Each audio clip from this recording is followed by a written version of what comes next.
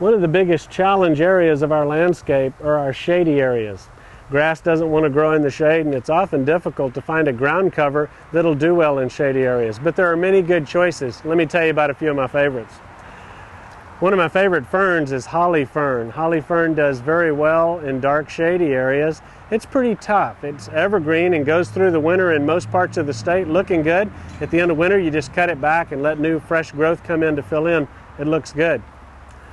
Another plant I like is sea oats. Sea oats is actually a grass, one of the few grasses that does well in limited light situations. And then later in the year, it'll put up seed heads that are very attractive on into the winter months.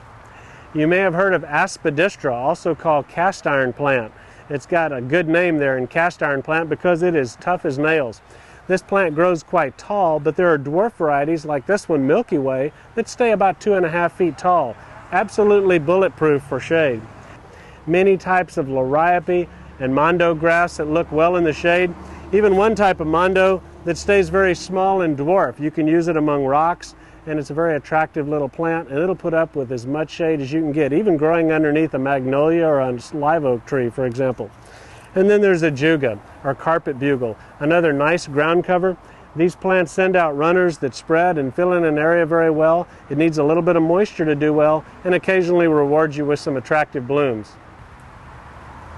With your common sense tip on ground covers for shady areas of the landscape, I'm Skip Richter.